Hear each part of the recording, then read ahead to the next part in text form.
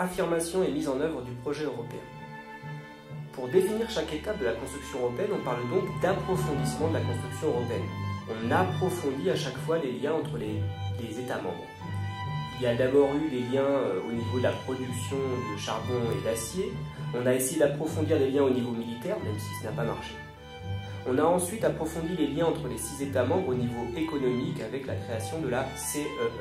C'est ce que nous avons vu dans les cours précédents. Et ces liens ne vont cesser de se renforcer durant plus de 30 ans.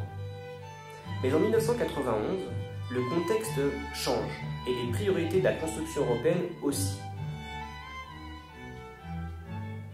En effet, en 1991, la guerre froide se termine et l'Europe de l'Ouest n'a plus connu de guerre depuis de nombreuses décennies. Partant du principe de science politique selon lequel il y aurait moins de guerres entre démocraties, les pays membres de l'Union européenne doivent appliquer les critères de Copenhague, c'est-à-dire être des démocraties représentatives, mais aussi avoir une économie de marché, c'est-à-dire une économie capitaliste. En effet, si la paix reste un objectif de la construction européenne, ce n'est plus le principal objectif. Le principal objectif, c'est le renforcement de l'Europe dans le contexte de mondialisation des échanges qui avait déjà commencé dans les années 1960, mais qui se renforce considérablement dans les années 1990. En 1992, donc, pour répondre à ce nouveau contexte, une autre pierre est apportée à l'édifice européen. Mais c'est vrai que ça va être la plus grosse pierre. Le traité de Maastricht propose de remplacer la CEE par l'Union européenne et de ne plus faire seulement une association économique d'État, mais de lui donner des dimensions supplémentaires. D'abord, il faut noter que les anciennes structures sont maintenues, comme la PAC, comme la CEE, mais elles sont complétées. Au niveau politique, le traité crée en plus une citoyenneté européenne, ce qui donne des droits politiques au niveau européen aux habitants, comme le droit de vote, le droit de pétition, on en reparlera dans les cours de géographie et de MC.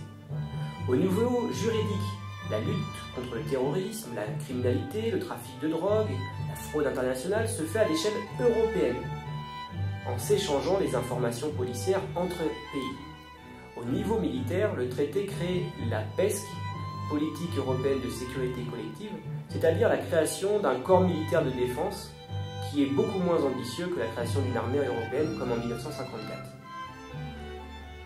Cette fois-ci, le président de la République, François Mitterrand, décide de ne pas passer par le Parlement pour voter ce traité, la ratification de ce traité, mais directement par référendum. Et en cette année 1992, la campagne politique oppose toujours les partisans du oui et du non. Le oui l'emporte de peu. L'échec de la CED a été évité de très peu. C'est pour ça qu'après 1992, à chaque fois qu'il y aura maintenant un approfondissement, c'est-à-dire une nouvelle pierre à l'édifice européen, il sera proposé aux États qui le souhaitent ou non et il ne sera plus imposé. Chaque État pourra faire comme il l'entend. C'est ainsi que l'espace Schengen, faire partie de l'espace Schengen dans lequel il y a une libre circulation des citoyens européens à partir de 1995, est un choix ou non. Faire partie de la zone euro en 2002 est accepté par certains États, par d'autres non.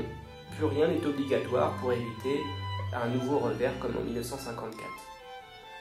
Alors cette fois-ci, c'est moi qui vais vous dicter la trace écrite. Petit b, un approfondissement qui se poursuit après 1991. Après la guerre froide, la construction européenne se poursuit. Les pays qui adhèrent doivent appliquer les critères d'adhésion de Copenhague, c'est-à-dire être des démocraties représentatives et des économies de marché. L'objectif est toujours la paix. Entre parenthèses, il y aurait moins de guerres entre démocraties. Fermez la parenthèse. Mais aussi de renforcer le continent dans le contexte de mondialisation. Point. Vous pouvez aller à la ligne. En 1992, le traité de Maastricht fonde l'Union européenne qui, premier tiret, rassemble tous les traités précédents, exemple CEE, PAC entre parenthèses, dont les institutions sont gérées par un organisme appelé la Commission européenne.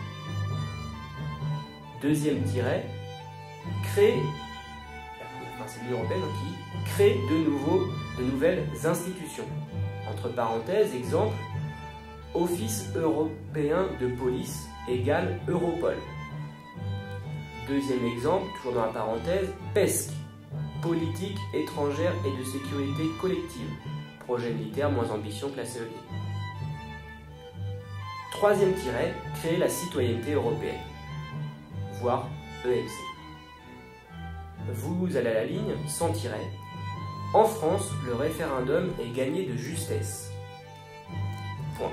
Par conséquent, virgule, pour éviter des échecs comme celui de la CED, virgule, chaque État membre choisit s'il applique ou non les nouvelles politiques européennes à partir de 1992. Entre parenthèses, exemple, faire partie ou non de l'espace Schengen sur la liberté de circulation des hommes, depuis 1995. Deuxième exemple, toujours entre parenthèses, faire partie ou non de la zone euro sur la monnaie commune depuis 2002. Vous pouvez ensuite, dans ce petit b, reproduire le schéma ou l'imprimer et le coller afin d'avoir une vision plus synthétique de ce que je viens de dire. Notons que dès 1950, Schuman avait dit au sujet de la CECA qu'il s'agissait d'une organisation ouverte à la participation des autres pays d'Europe. Effectivement, au fur et à mesure du temps, des États vont intégrer la construction européenne. Et alors là, on ne parle pas d'approfondissement, on n'approfondit pas les liens, on parle d'élargissement, c'est-à-dire d'élargissement des frontières. Donc, grand 2, l'élargissement géographique de la construction européenne, une construction liée au contexte historique.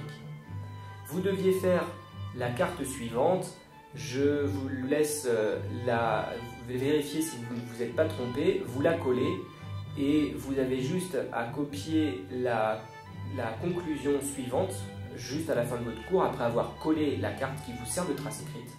Conclusion, on en reparlera en EMC, le rejet de la Constitution européenne en 2004-2005, c'est-à-dire la pierre qui est tout en haut de l'édifice de votre schéma, et le Brexit symbolise certains défis que doit relever la construction européenne depuis les années 2000, comme l'euroscepticisme, le fait de douter de la construction européenne, et même l'europhobie, c'est-à-dire qu'il y a des opposants à la construction qui gagnent des voix. D'où, pour certains, la nécessité d'une construction européenne plus sociale.